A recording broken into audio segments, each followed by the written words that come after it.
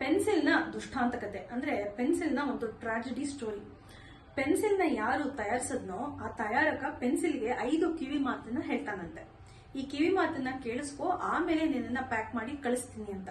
Pencil ಆಯ್ತು ಹೇಳು ಅಂತ ಹೇಳತ್ತಂತೆ ಆ ತಯಾರಕಂಗೆ.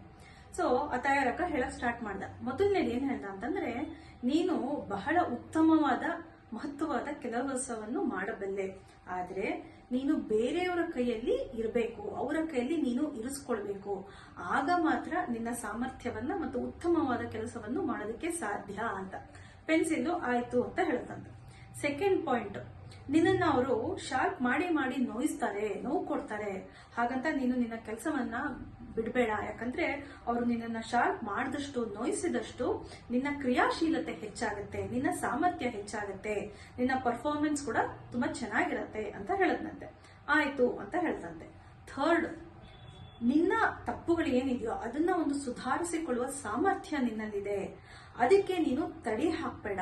ಜನಗಳು ಅದನ್ನ ನಿನ್ನ ತಪ್ಪುಗಳನ್ನ ತಿದ್ದದಕ್ಕೆ ಪ್ರಯತ್ನ ಪಟ್ಟಾಗ ಅದನ್ನ ಒಪ್ಕೋ, ಅವ್ರಿಗೊಂದು ಅವಕಾಶ ಕೊಡು, ಆಗ ನೋಡು ನಿನ್ನ ಕೆಲಸಗಳು ಹೇಗಿರುತ್ತೆ ಅಂತ.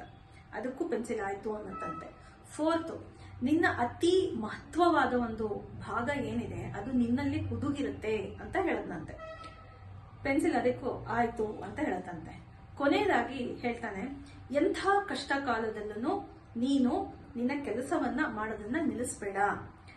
ಅಂಥ ಕಷ್ಟ ಕಾಲದಲ್ಲೂ ನೀನು ಅಂದವಾಗಿ, ಚಂದವಾಗಿ, ಸ್ಪಷ್ಟವಾಗಿ ಬರಿಬೇಕು, ಅಲ್ಲಿ ನಿನ್ನ ಗುರುತನ್ನ ಉಳಿಸ್ಬೇಕು ಅಂತ ಹೇಳ್ತಾನಂತೆ. ಪೆನ್ಸಿಲ್ ಆಯ್ತು ಅಂತ ಹೇಳುತ್ತೆ.